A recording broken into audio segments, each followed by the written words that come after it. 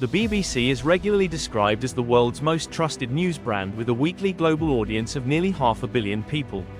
Over 90% of the UK engage with its output in some capacity each month. If you live in the UK, you pay for it whether you like it or not, to the tune of around £4 billion per year. The total figure paid by the British public to the BBC since the inception of the licence fee is roughly equivalent to £250 billion in today's money. In this short film we'll look at some of the more controversial ways in which the BBC have wasted your money, and we'll also look at a range of contentious issues faced by the BBC in recent times. These issues only further highlight the ever-growing notion that the funding model of the BBC needs drastic change, or to come to an end altogether. Before this, however, let's remind ourselves that the BBC isn't all bad. I think we're on a winner here, Shriek, alright? Play it nice and cool, son. Nice and cool, you know what I mean? It's 1922, and the recently formed British Broadcasting Corporation starts its first daily radio service in London. It fills the airwaves for only a few hours each day, but before long, radio will be heard across the nation. Listeners tune into football commentary for the first time in 1927. The live Division 1 clash is between Arsenal and Sheffield United, and the honour of being the first football commentator falls to Teddy Wakelam.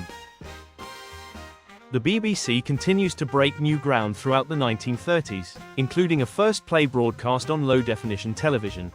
The Man with the Flower in His Mouth will be the first piece of television drama ever produced in Britain. The perennially popular subject of gardening is also first featured in a series of scripted 15-minute talks, entitled The Week in the Garden. In your garden. And here's Mr. Middleton. Good evening. Well, how do you like this for a bit of spring weather? Also during the 30s, following a campaign to recruit a woman announcer, we see Sheila Borrett employed by the BBC. Sheila is then removed only 3 months later after thousands of listeners complain, uncomfortable in hearing a woman announcing the news. By 1936, the BBC becomes the first broadcaster in the world to provide a regular high-definition television service. A year later, and the first outside broadcast of the coronation of King George VI is also successfully delivered.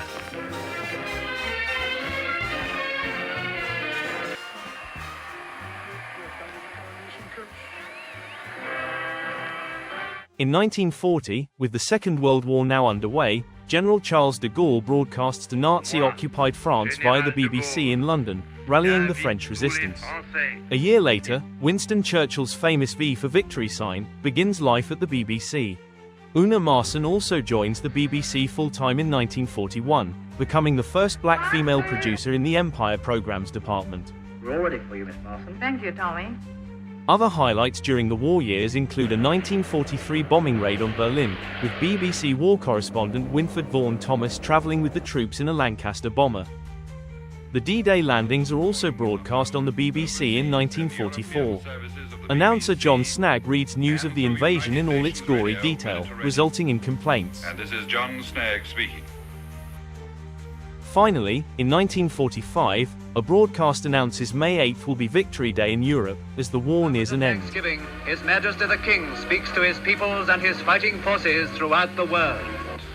But today, we give thanks to God for a great deliverance. The 1948 Olympics come to London, and the Games are broadcast into homes for the first time by the BBC. Fanny Blankers wins 4 gold medals. Once more, it's a photo finish. But there's no doubt about the winner, Blankers Koen of Holland in 11.9 seconds. The 1950s kick off with the introduction of The Archers, currently the world's longest-running radio drama, which is set in the fictional village of Ambridge. In-depth political analysis takes place during the 1951 general election, which includes election results being reported live on air for the first time. A defining and iconic broadcast event occurs in 1953, as the coronation of Queen Elizabeth II is shown live across Europe, with 20 million people watching. Former BBC publicist, George Campy, coins the name of a new European music event in 1956. Eurovision goes on to become the world's longest-running international music competition. The 1950s come to a close with further groundbreaking new shows, including Jukebox Jury and Blue Peter, which remains the world's longest-running children's TV show.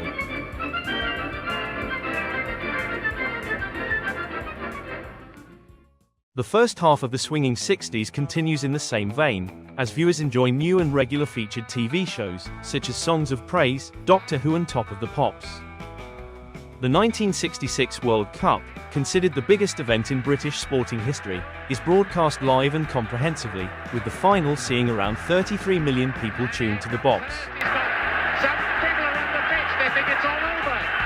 It is. A dedicated colour channel takes off in 1967, with BBC Two becoming Europe's first exclusively colour TV channel. Innovations in comedy and science take us through the end of the 60s, including the release of The Morecambe and Wise Show, and the Apollo 11 moon landing in '69, in which the BBC ran its coverage for 11 continuous hours. It's one small step for man, one giant leap for mankind. The BBC and the Open University collaborate on a new format of distance learning in 1971. Aimed at providing wider access to university courses previously out of reach, this cutting-edge model of learning continues to this day.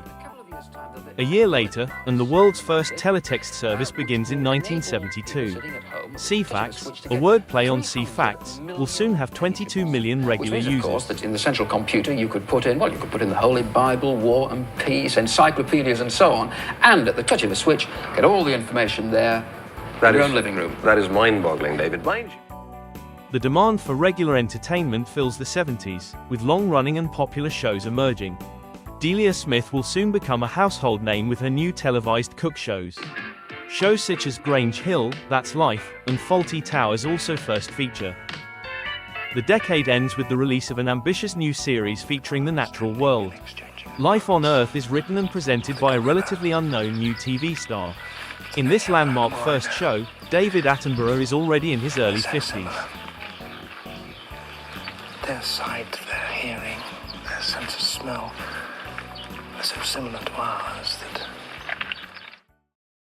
Highlights of the 80s include the UK's first breakfast TV show in 1983, and we also witnessed the start of a new soap opera, EastEnders, which celebrates its 40th birthday in 2025. Bob Geldof brings Live Aid to the world in 1985, with the BBC taking a pivotal role in a global broadcast which is watched by over 400 million people. Give us the money. There are people dying now, so give me the money. And here's the numbers. Let's get through the way. I think we're probably going to get the address first, aren't we? No, let's fuck the address. Let's get the numbers. All-female comedy show French and Saunders takes to the air in '87, and we also witnessed the first televised showing of Parliament from the House of Commons. And as the 80s come to an end, Lenny Henry brings us the first Red Nose Day via comic relief. Popular shows continue to feature throughout the 90s, but for content companies such as the BBC, this period marks the beginning of the digital media revolution. This change affects everyone, taking off at breakneck speed without stopping. Legacy media corporations now face a simple but stark reality: adapt or die. Computers communicating. And in fact, that's already happening on something called the internet, that anyone in the world with a computer and a modem to connect it to a telephone line can... For the BBC, it would see the beginning of services moving online, and also its first 24-hour rolling news channel, as well as the release of its first digital TV channel, BBC Choice.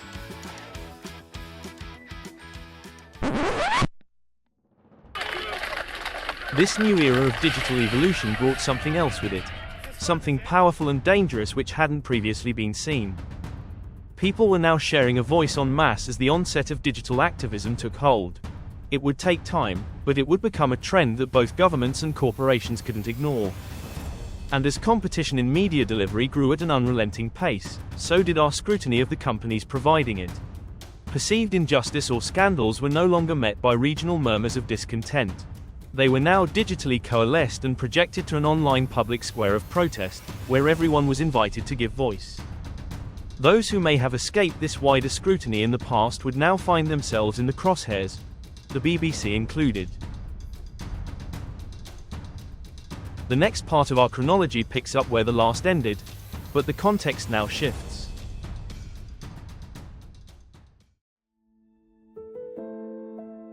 It's a pleasant May afternoon in central London as a 59-year-old man crosses the road, heading for the Charing Cross Hotel. Unassuming, people barely notice as he makes his way towards his planned meeting. Unless you knew him, there's certainly nothing to suggest he's a world-renowned expert in biological warfare. Since 1994, he's been a senior advisor to the UN for biological weapons in Iraq, and has personally led 10 inspection missions into the country. It was during these years that he developed an enduring affection for Iraq and its people. The man he is about to meet, a BBC journalist, has recently returned from covering the ongoing invasion of Iraq, which is now moving into its third month. The two men have made acquaintance once or twice before, not as friends per se, but they share a common interest in Iraq, and the meeting appears to hold the pretense of an interesting catch-up to discuss current events within the country.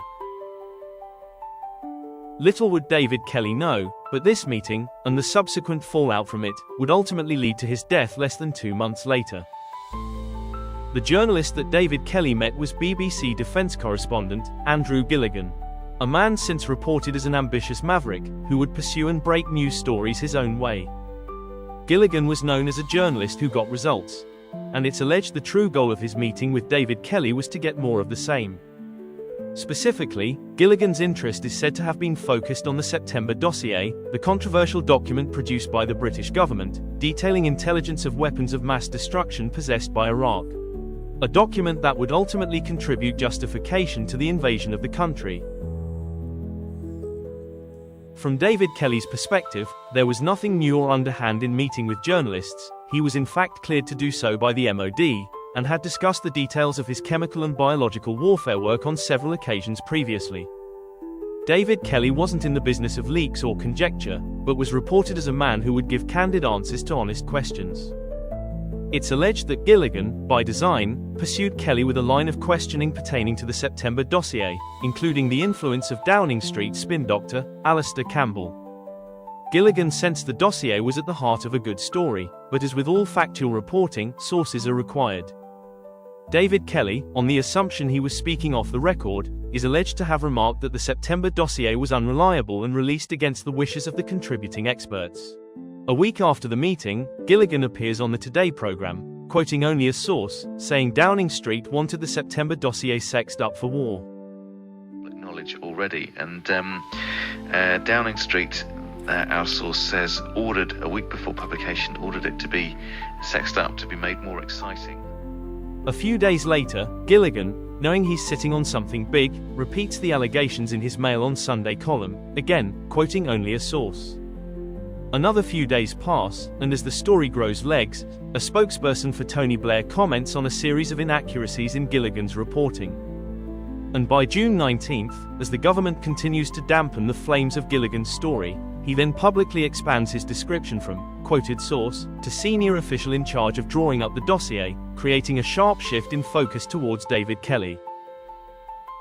Alistair Campbell tells a Foreign Affairs Committee on June 25 that the BBC's claims are completely and totally untrue, and are actually a lie.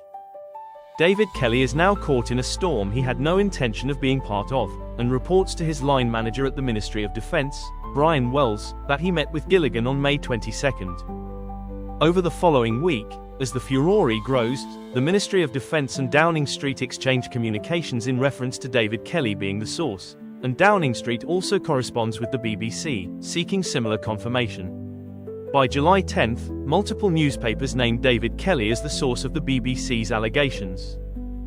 5 days later, on July 15, Kelly is forced to give evidence to the Foreign Affairs Committee. 2 days after this, on July 17, he's again dragged back to the Foreign Affairs Committee for a second time, in which he is branded an unsatisfactory witness. That same afternoon, now back home, David Kelly tells his wife he's going out for a walk. It's a lovely warm afternoon as he passes the wagon and horse, heading towards a countryside path he's walked countless times before, including with any one of his 3 loving daughters. As a private person now under the spotlight, he faces an ever-growing burden he neither wants nor invited. His bosses have in fact already informed him he will face no disciplinary action, and he's actually due back in Iraq in just over a week's time to continue his work as part of the Iraq survey team. As he continues past the neighboring village of Longworth, he bumps into a neighbor walking her dog, who reports they had a brief but pleasant chat before parting ways. Kelly continues, passing the popular landmark of Harrowdown Hill. Meanwhile, back at home, his loving wife Janice, suffering from arthritis, isn't feeling well and takes for a lie down, anticipating David returning home. Next to a bramble-covered clearing, David comes to a stop, sitting to rest against a tree.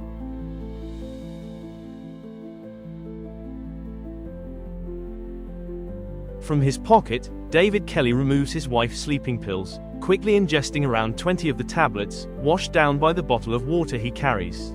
Not long after, he opens the sharp lock-back knife he also has in his possession, then removes his watch. David takes breath and slashes his left wrist, but the first attempts are too shallow, known to pathologists as hesitation marks. Blood flows down his arm, and he realizes he must go deeper, which he does, this time severing the ulnar artery. Within a few minutes, eyes closing, David Kelly is dead. For David Kelly and for his family. He was a fine public servant who did an immense amount of good for his country in the past, and I'm sure would have done so again in the future. The 2003 Hutton report on the death of David Kelly cleared the government of any wrongdoing, but the BBC faced strong criticism, with many other news outlets exposing serious flaws in the handling of the story.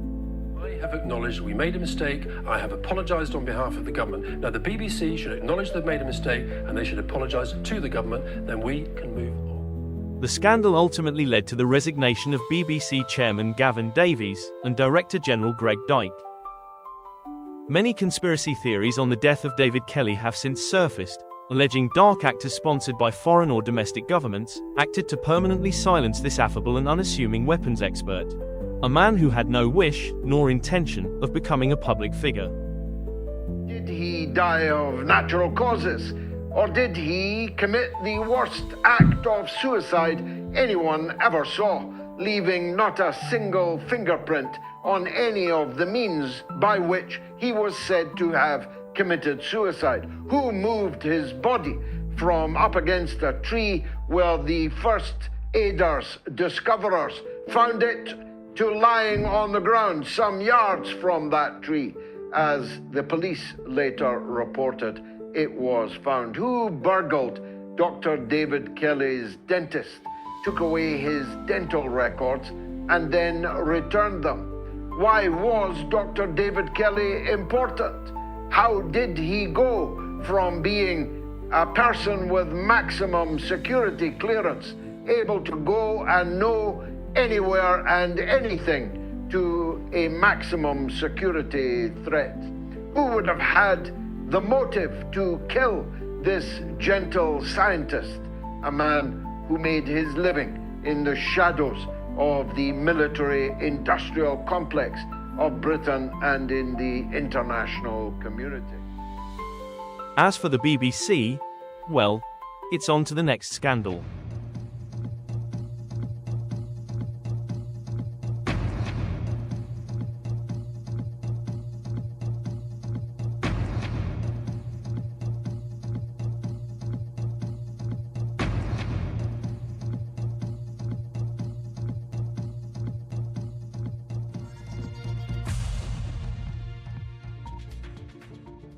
In 2004, the BBC sells off one of its commercial divisions to telecoms giant Siemens.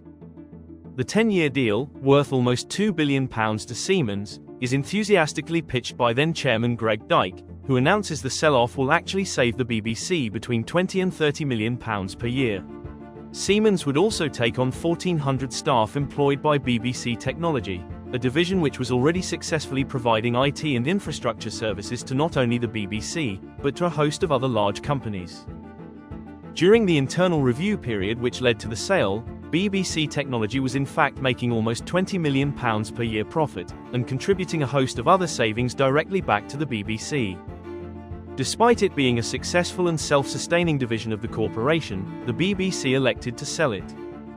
The Independent Broadcasting Union protested the sale, accusing the BBC of selling off its central nervous system into the private sector. They further accused the BBC of including a secret plan within the deal, providing Siemens with a proposal for 350 job losses that could be made. On request, the BBC refused to share this aspect of the deal with the union, with Greg Dyke declaring the sale of the service a win-win for all involved. 3 years later, and the House of Commons Public Accounts Committee is appointed to investigate the deal. They found that the contract contained up to £60 million in hidden costs, allegedly known to BBC bosses, but never declared during the proposal pitched to the Board of Governors. Further to this, a declaration that annual savings were guaranteed at £35 million turned out to be false, with no guarantee actually existing. A number of projects suffered delays or failed in key performance, and in some cases, were costing further money on top of the already expensive deal agreement. The BBC also undertook no supplier profitability audits during the contract term, assessments which are standard accepted practice in large-scale commercial contracts. The report went on to suggest that Parliament should be given greater control of BBC accounts. This of course didn't happen, and once again, BBC bosses would be left with full control.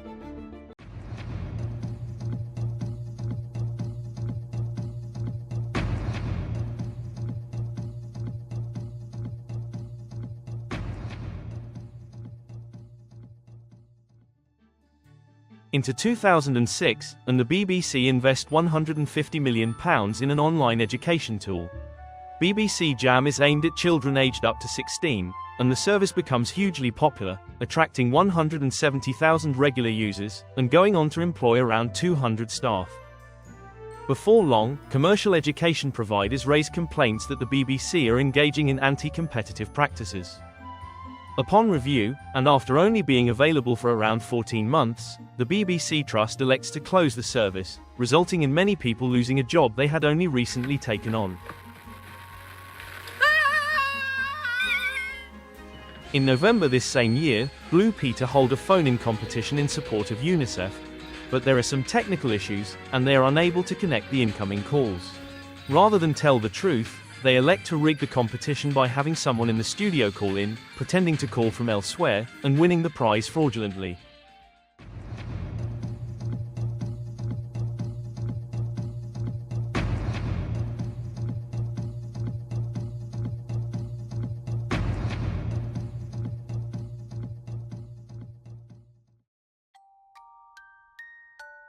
In 2008, the BBC faced further accusations of waste, after it's revealed they spent over £530 million on general equipment in 1 year. The huge spend covers everything from props, to costumes, stage scenery, and much more besides.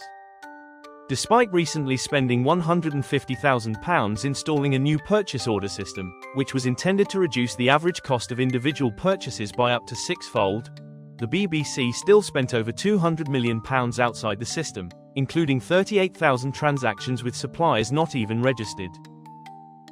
The BBC also spent £250,000 on a purpose-built studio at the Euro 2008 Football Championships, held in Austria and Switzerland.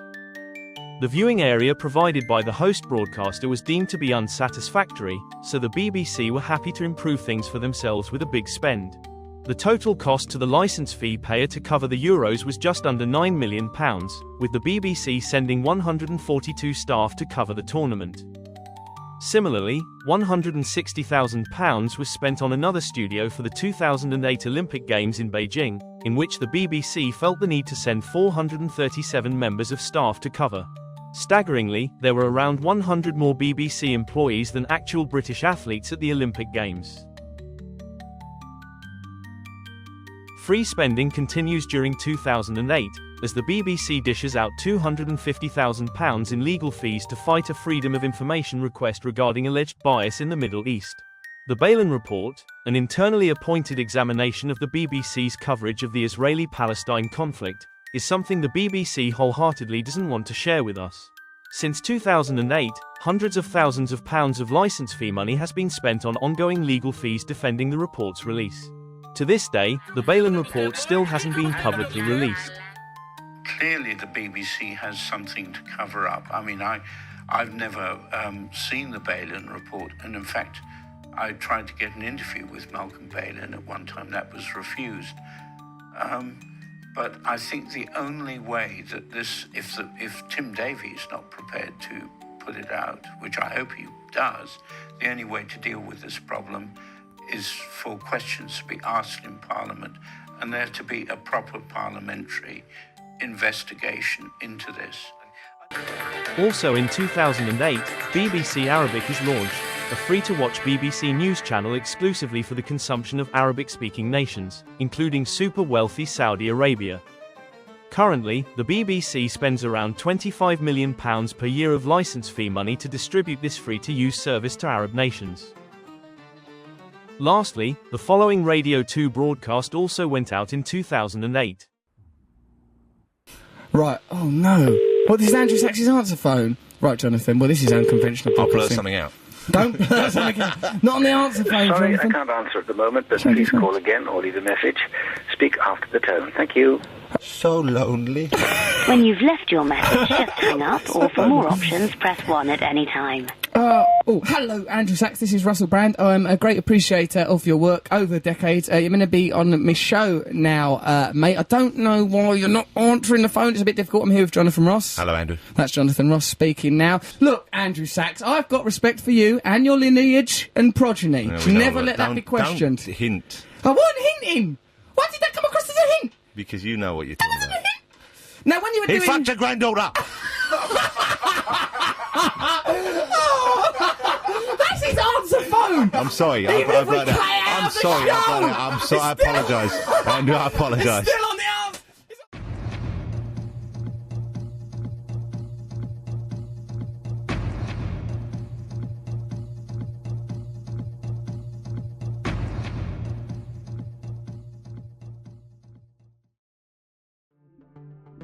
Into 2009, and the BBC decides to hydrate, spending almost £500,000 on bottled water in 1 year. Access to fresh and healthy drinking water is a right within the workplace, but fresh clean tap water is considered acceptable in this sense. The BBC defends itself against claims of wasting license fee money by emphasising its commitment to environmental practices, despite the fact that bottled water consumption produces 600 times more carbon than mains fed. On further request, the BBC refused to reveal how much it spent on bottled water at the 103,000 events held over the same period. They claimed the cost of finding out was more than their obligation under the Freedom of Information Act. Also this year, the BBC was accused of bias once more, by refusing to broadcast a charity aid for Gaza to help with the rebuild of homes following the Gaza war. But the BBC has refused to cooperate, breaking a 46-year-old agreement. The refusal came, despite channels such as ITV and Channel 4 agreeing to air the appeal.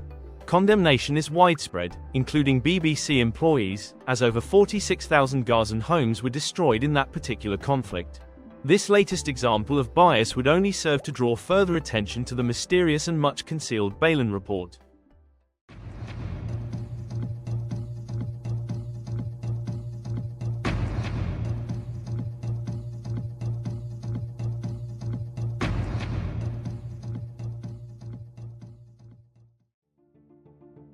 As we enter 2011, the opulent refurbishment of BBC HQ is finally complete after 10 years, with over £1 billion being spent on the new digs.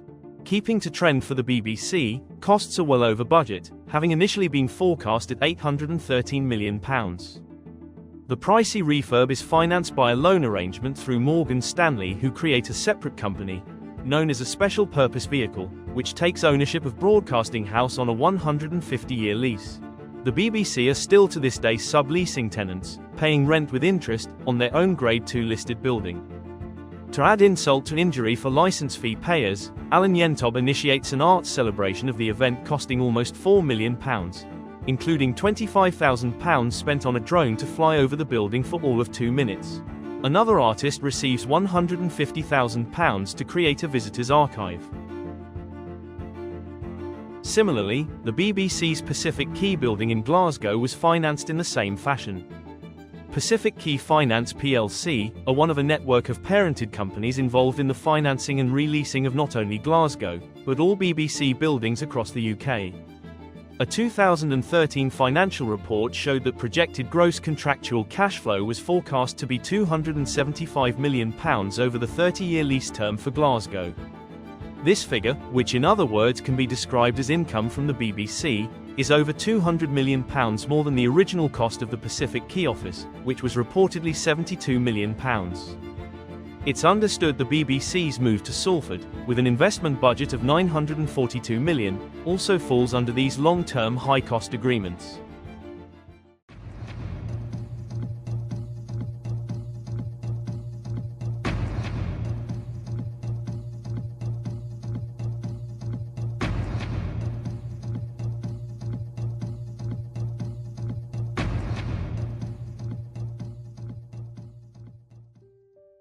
The big event of 2012 was revelations concerning long-term BBC star Jimmy Savile, who died the previous year. Savile, a BBC stalwart since 1968, was featured in an ITV documentary that year, which ultimately led to him becoming known as one of Britain's most prolific sex offenders. So, ladies and gentlemen, all we can say is good night from all of us here at Top of the Pops, and it's #1 time, and of course... Estimates suggest Savile was involved in the sexual abuse of at least 1,000 victims over his lifetime, with a number of these child sex abuses taking place on BBC premises. Dame Janet Smith led the independent inquiry into not only Savile, but another BBC star named Stuart Hall, who was also revealed to be grooming and raping teenage girls in his BBC dressing room during the 70s.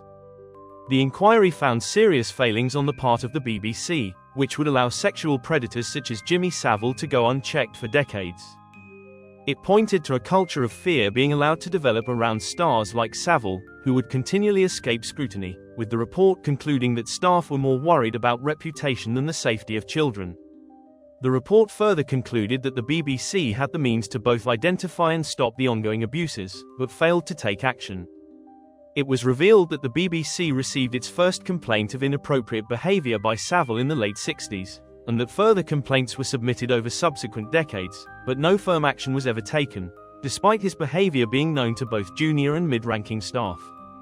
As for Stuart Hall, the report suggests he abused at least 21 girls on BBC premises, with the youngest being aged just 10. Just say the allegations are pernicious and callous and cruel and above all spurious. I'm not guilty, and I shall be defending the accusation.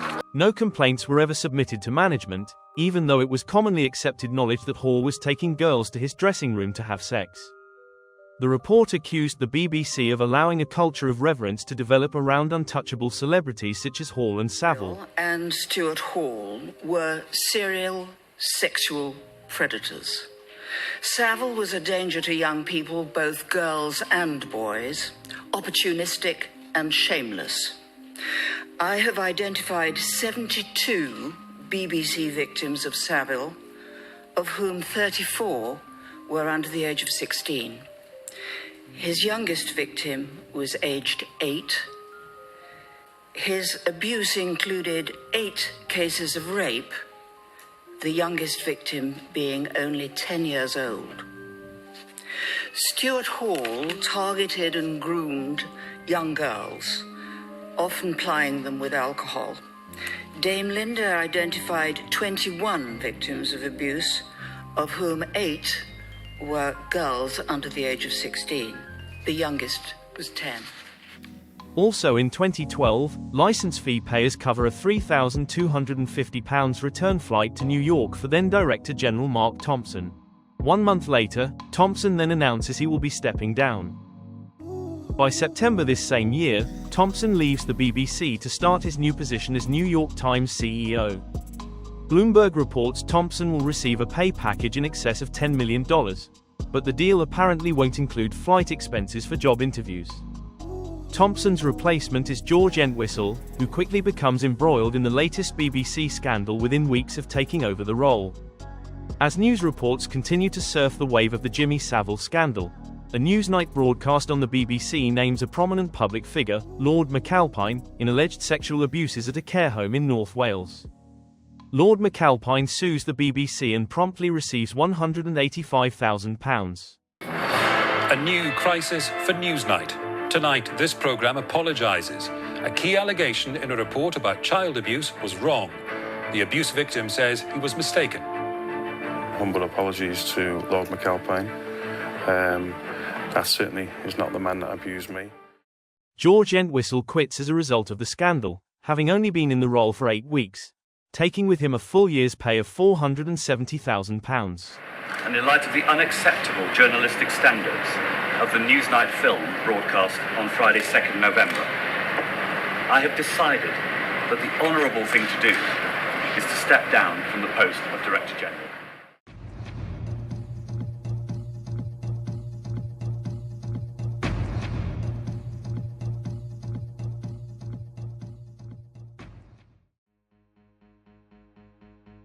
For almost 25 years after it was first incorporated, the UK government provided all of the funding for the BBC.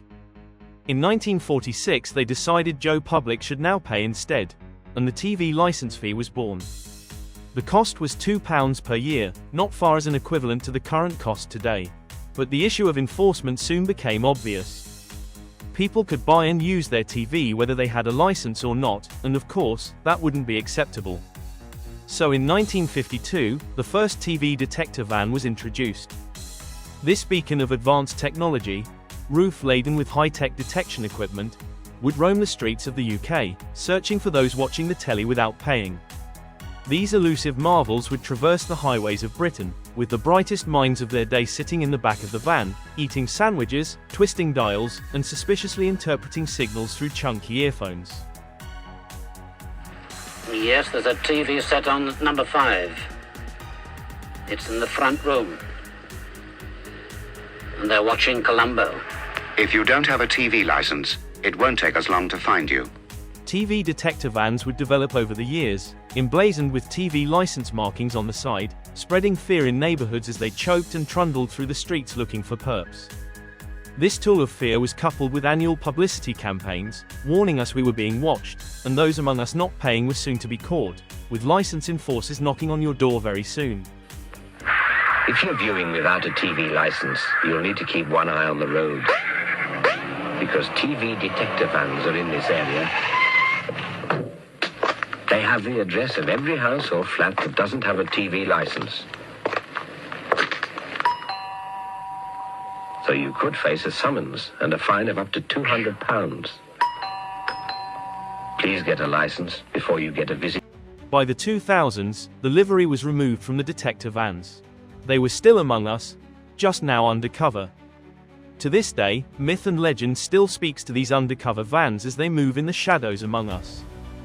However, by 2013, we begin to see more widespread reports that TV detector vans are in fact solely used as a deterrent, and have never been able to actually detect anything. Experts report that the technology simply doesn't exist to do so. Their purpose is essentially to instill fear into the public so that they pay up. Critics state that this cynical and sinister little instrument of terror was spread on behalf of a BBC, so inflated and well-fed, that the only way to keep the money belt rolling was to scare you into paying. Also in 2013, the BBC admit to wasting licence fee money on a digital integration scheme, which they then decided to scrap after spending £100 million on it. The BBC has apologised for wasting licence payers' money after abandoning an IT project that has already cost £100 million. The corporation's chief technology officer has been suspended and the team running the scheme is being disbanded. The DMI was originally intended to allow teams to share and manage content, as well as access archives directly from their desktop, but was deemed a failed venture and scrapped by new Director General Tony Hall. Chief Technology Officer, John Linwood, would be suspended and eventually sacked from his £280,000 job. Linwood would go on to sue for unfair dismissal, in which the BBC were invited to settle for £50,000. The BBC, in their wisdom, decided to fight the case, spending £500,000 in the process, and still lost. On top of this, Linwood received £80,000, instead of the $50,000 he was originally willing to accept. A further news report emerges this year, revealing the BBC spent £1.3 million on staff flights from London to Salford over a 2-year period. This figure is starkly higher than the outlined and anticipated rail expenses which were expected to form the main method of travel between the two sites. Lastly, for 2013, accusations also emerge of BBC cronyism, after it's revealed that £25 million of licence fee money was spent on payoff deals for up to 150 executives. The BBC fought to keep the generous deals a secret, but, following outrage, a parliamentary committee was formed. The committee then invoked the rarely used power of standing order, forcing the publicly owned broadcaster to name the recipients of the huge deals. It would also be revealed that the BBC kindly gave away an extra £2 million despite it not being contractually obliged. I think, looking back at it, the BBC, we've got to get one thing clear. The BBC agreed these payoffs, and as I've said in a variety of places, we lost the plot. I think.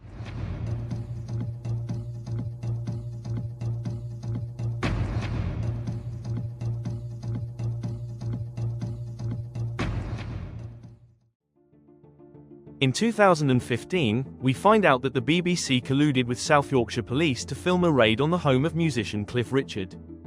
The raid was planned around unfounded allegations of historical sex abuse, with a member of South Yorkshire Police allegedly tipping off a BBC journalist.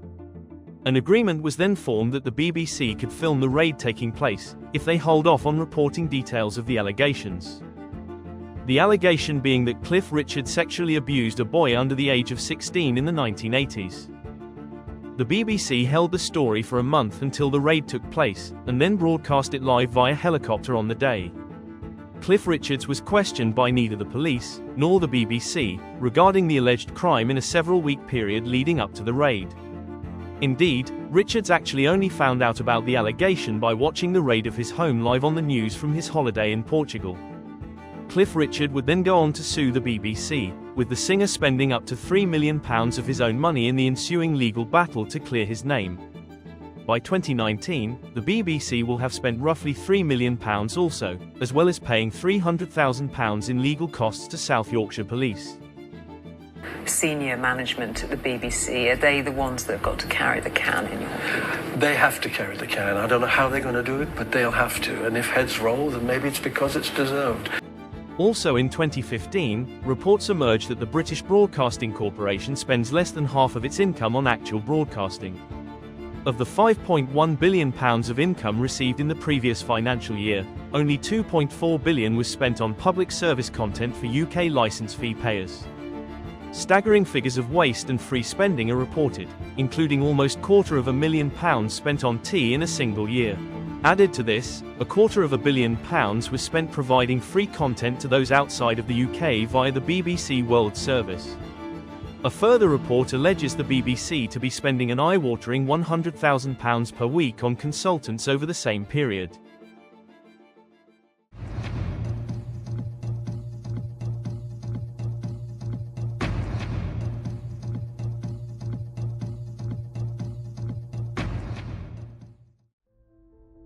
Into 2017, and head of BBC Digital, Ralph Rivera, is no longer with the BBC, having taken on the role as managing director of Eurosport the previous year.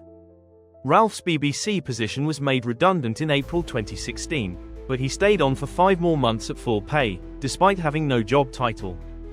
Ralph filled his time temporarily exploring the BBC's role as a platform for education within the UK, until eventually leaving as planned for his new role in September. A palpable sigh of relief is heard from the BBC boardroom, as the main feature of 2017 will be the revelation of how much it's paying its top stars and presenters. Chris Evans tops the list on £2.2 million, followed closely by Gary Lineker on £1.75, with Graham Norton on £850k to make up the top 3. A woman is eventually found further down the list, as Claudia Winkleman appears, taking home £450,000. As part of the new funding charter, the names and pay of everyone earning more than £150,000 must now be publicly disclosed by the BBC. Payments made to individuals represented through production companies are excluded. Also excluded are payments via BBC Studios, due to it being registered as a commercial entity. Graham Norton and Chris Evans receive further income during this period by both of these means, but they are far from alone. Would pay to do if they could afford it, and sometimes those things aren't even available to buy. Most of us work part-time anyway, so just pay us less. That's what I would do. Gender pay also rears its head in 2017, revealing the BBC are paying men an average of 9.3% more for the same job as women. And 2017 also highlights a trend of declining audiences for the BBC. With the exception of iPlayer and news, the BBC will find viewer numbers across all other formats continue to decline. With an ever-expanding choice of streaming platforms producing content of a higher quality, growing numbers are taking issue with being forced to pay for programming viewed as low quality and low investment.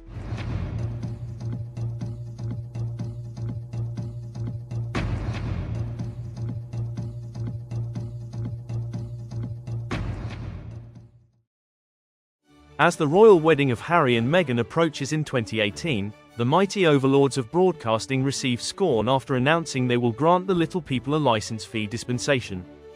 For one whole day, townsfolk are generously permitted to gather and watch as the nuptials take place on the big screen. Gender pay issues continue, with BBC China editor Carrie Gracie, a 30-year veteran of the BBC, resigning her post in protest after it's revealed her male counterparts are being paid more than 50% extra in the same role. The BBC are accused of operating a secretive pay structure, purposefully avoiding addressing inequalities in pay towards women. Gracie is offered an extra $45,000 salary, bringing her into line with international editors, but rejects the offer on the basis that her resignation wasn't about more money, but more equality.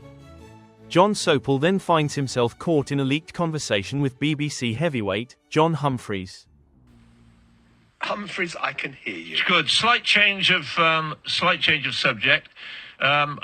First question will be how much of your salary you are prepared to hand over to Carrie Gracie to keep her, and then a few comments about your other colleagues. Like our Middle East editor and the other men who are earning too much.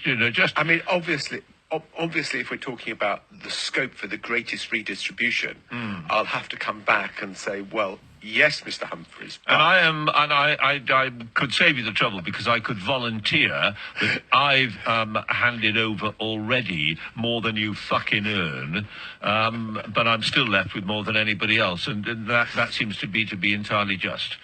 Something like that would do it, do you think? Don't. Dear God. She's actually suggested that you should lose money. You know that, don't you? You've read the thing properly, have you? Yeah.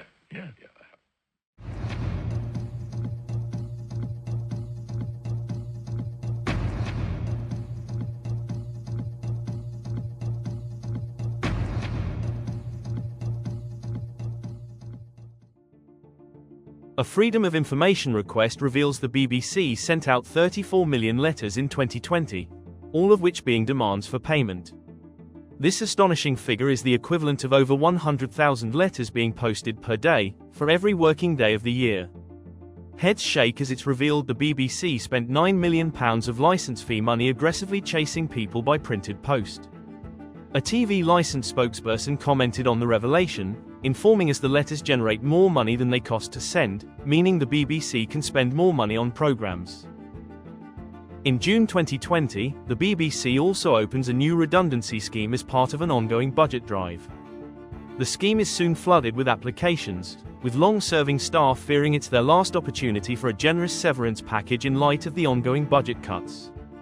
Over 220 staff successfully apply, and within 8 months the BBC spends £27 million on redundancy payments, with an average payout of over £100,000 per person. Involuntary redundancies over the same period see average payments of around £45,000 per person. Eyes are raised as it's revealed redundancy spending by the BBC in the previous 3 years to be around £70 million. News soon follows that the BBC are planning a large enforcement drive. Plans are swiftly set in motion to target the over 75s, following the abolition of their right to a free TV licence from June 2020. This generous new revenue stream for the BBC will include pursuing 140,000 pensioners who are aged 90 or above, dementia sufferers included. Senior executives at the BBC elect to award themselves £40 million in salary payments this same year, not including perks and expenses. Director Generals continue to receive a private car and a personal chauffeur as part of their role. And it appears chauffeuring is widespread among employees also, including an allegation that girls as young as 16 were being chauffeured to the home of Russell Brand during his time with the BBC. Under scrutiny, the BBC soon announced that records for car bookings for that period are no longer available. In 2024, Russell Brand would face public accusations of rape and sexual assault, which then led to the revelation the BBC had in fact also received 5 complaints against the star. More interestingly, the complaints were not reactionary to the public accusations of 2024, but 3 of them were actually received by the BBC as far back as 2019, yet nothing was heard on the matter.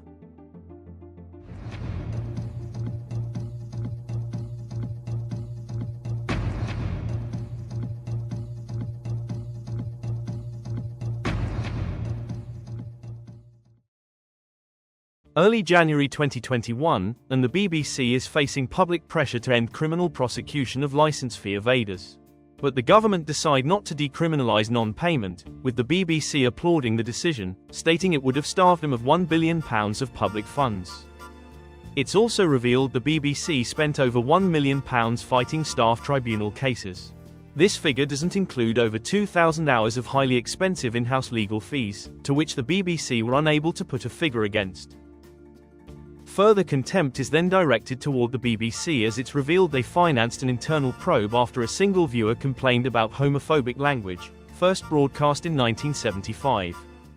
The Executive Complaint Unit investigate the issue, which is centered around the Christmas special of Some Mothers Do Have 'Em. BBC watchdogs rule the episode didn't breach any guidelines, but repeats of the show will now go out with an advanced warning on the use of outdated language. Presents! Who did that? Who struck my person? It was you. Give me that up here immediately. Who do you think you are? Spider legs? Spider legs indeed. Stop looking up there. I'm the chief of the Pixie. I'm the friend of all the little boys and girls. Oh, no, you're not. You're a puff. Lastly for this year, the Dyson Report is published. This independent inquiry was formed to look into the 1995 Panorama interview with the late Princess Diana. Martin Bashir's interview was a huge scoop for the BBC when it first aired. It was an iconic, explosive and unforgettable interview. Well, there were 3 of us in this marriage, so it was a bit crowded. But Princess Diana was deceived into giving it. To secure the interview, Martin Bashir first needed access to Diana, or as near as he could get. Bashir was already aware that an employee of Earl Spencer, Princess Diana's brother, was under suspicion for selling secrets to newspapers. This employee was Alan Waller, who acted as head of security for the Spencer household. Martin Bashir had forged bank statements created, showing fake payments being made to Alan Waller by other media outlets. The purpose of this was for Earl Spencer to come to know that Bashir had a newsworthy story on his hands, but, as a journalist of integrity, he was choosing not to report the story of his own fake bank statements. The ruse was simply to gain the trust of Earl Spencer, who would then be manipulated into providing access to Princess Diana, from which the now infamous interview would then be arranged. When the truth eventually surfaced, the BBC conducted an internal review, in which it cleared itself of all wrongdoing. I would like to thank Lord Dyson and his team for the report. It is welcome that the BBC accepts Lord Dyson's findings in full, which are extremely concerning. That BBC employees lied and used fake documents to obtain the interview with my mother, made lurid and false claims about the royal family, which played on her fears and fueled paranoia, displayed woeful incompetence when investigating complaints and concerns about the programme, and were evasive in their reporting to the media and covered up what they knew from their internal investigation. It is my view that the deceitful way the interview was obtained substantially influenced what my mother said.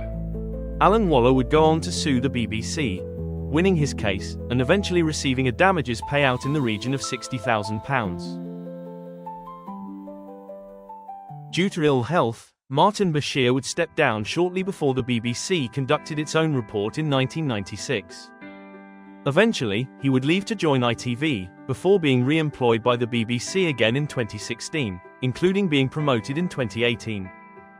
By 2021, Bashir would leave the BBC once more, again reportedly due to ill health, this time shortly before the Dyson Report is published. The BBC chose to accept his resignation rather than sack him, resulting in Bashir being paid £2,000 per week of licence fee money during his notice period. These payments continued for a further 2 months after the release of the Dyson report.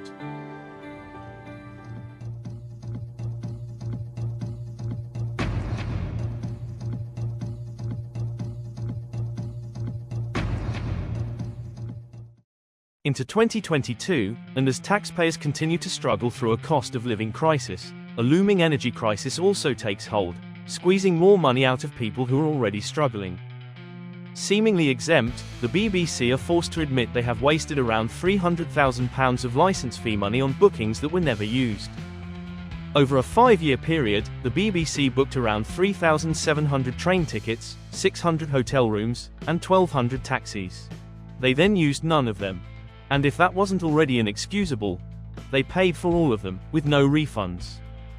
A BBC spokesperson appeased the licence fee payer, telling him the nature of their work means plans often change at short notice. In July 2023, The Sun newspaper publishes a front-page story claiming an unnamed BBC presenter paid a teenage child tens of thousands of pounds for explicit photos. The allegations cover a 3-year period, with the child using the money to fund a serious drug problem. The parent of the child originally made a complaint directly to the BBC in May 2023, but received no response. The BBC apparently only became aware of the allegation the day before the Sun article was published. Frenzied speculation on the presenter's identity then ensues over the coming week. 5 days after the headline, the wife of Hugh Edwards publicly names him as the presenter.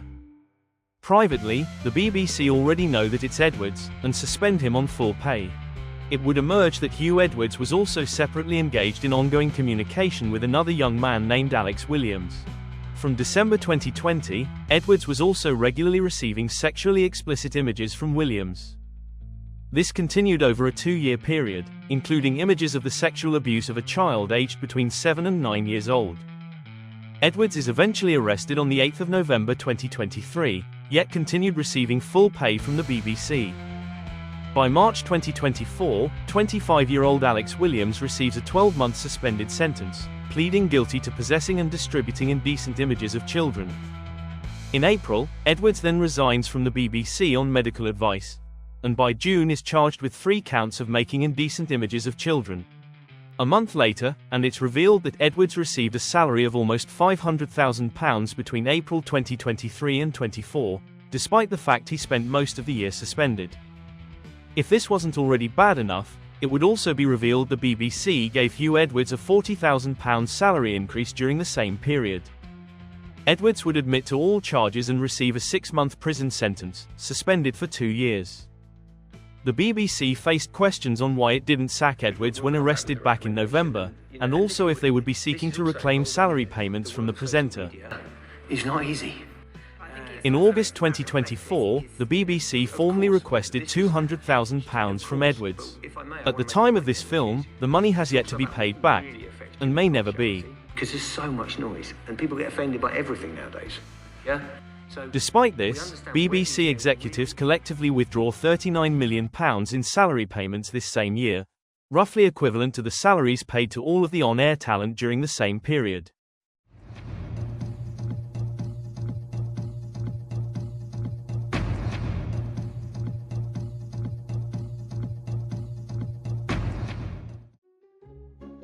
Good news greets us in 2024 as we find out the BBC have awarded a 5-year contract using £169 million of public money.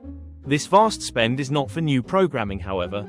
It's purely to chase and target suspected licence fee dodgers by post.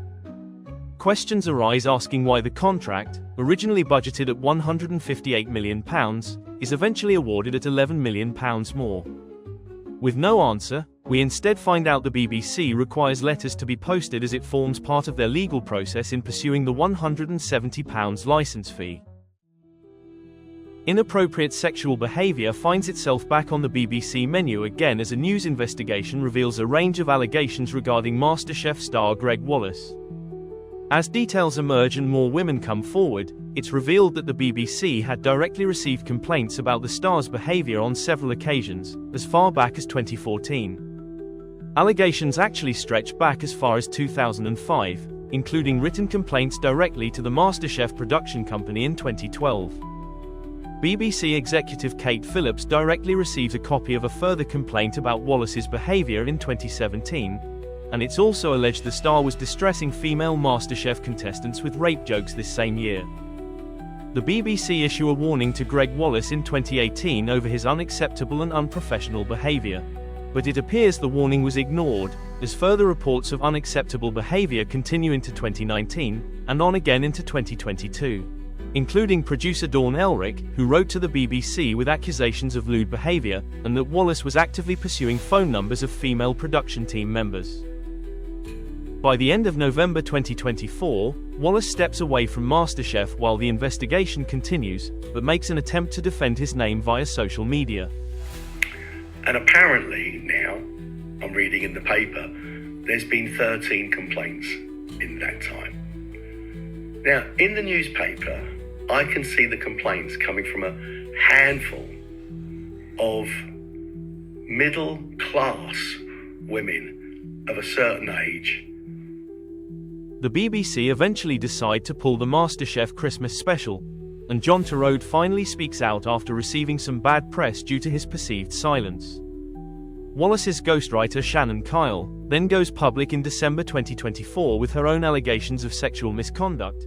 Changing the gear stick, he would just give my thigh a rub or the knee. I kind of looked up and then he dropped the tab book. So I just put it like this and I just said, just go and get dressed. I mean, the stuff he said to me, that isn't cheeky barrow boy cockney humour. That's revolting misogyny.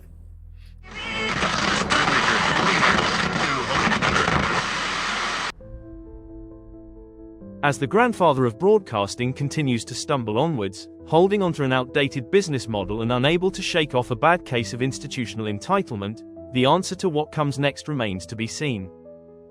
As legacy media channels continue losing ground to faster and fitter rivals, questions are being asked on how the BBC can not only adapt, but if it can survive at all in the modern world. The BBC undoubtedly remains a revered and respected international broadcaster, particularly in news, and a lot of its productions remain of high quality. But reputation alone may not be enough to save a uniquely funded BBC that is either unable, or perhaps simply unwilling, to stop wasting money. Arguments in support of the BBC lay claims that both executive and talent pay are considerably less than competitors. The CEO of ITV, Carolyn McCall, took home £3 million in salary in 2024. Compare this to BBC boss Tim Davies, who received a humble £500,000 by comparison. Similarly, Gary Lineker is regularly derided as the BBC's highest earner, on around £1.3 million per year. But consider that Sky Sports reportedly pay the likes of Gary Neville, Jamie Carragher and Roy Keane, each over £1 million per year for punditry work alone. Likewise, the UK taxpayer isn't alone in paying for an annual TV license. Many European countries operate a similar license model, including Germany, where the cost is actually 10% higher than in the UK. As British brands continue to decline and disappear, some say we need to just stop complaining and keep funding this once great institute of global broadcasting before we lose it forever. They say it's entirely possible a defunded or privatized BBC will end up in foreign ownership, inevitably following the current trend of many other once proud British brands. With some drastic overhaul, perhaps the world's oldest broadcaster can streamline and innovate. Maybe it can cut out the fat and waste, and just maybe it could become something worth paying for. Or is it simply too late? In 2024, it was revealed that over 500,000 people cancelled their license fee payments over the previous 12 months. The Defund the BBC movement claim that the BBC deliberately makes license fee rules unclear to manipulate people into paying. They also claim the BBC discriminates against the poor, and that it has a disproportionate effect on single women as it operates a service based on the fear of prosecution and imprisonment. The BBC wants to ensure that everyone pays their license fee, and it will regularly use the threat of a visit to your front door for those who don't. But the truth is, TV licensing agents only have an implied right of access in coming to your door. Any household can actually withdraw this implied right of access by simply contacting the BBC, informing them that this right has been revoked. Many thousands have already done so. Reports suggest that worldwide, 1 in every 15 adults will access BBC content each week, creating a global audience of nearly 500 million people. The BBC also tells us 95% of the UK engages with its output in some capacity each month. With that in mind, should we be careful what we wish for? Or are the words of John Randolph a reminder to us that, despite all that may be good about the BBC, its reign of privilege must now, finally, come to an end? The point is, ladies and gentlemen, that greed, for lack of a better word, is good. Greed is right. Greed works. Greed clarifies, cuts through, and captures.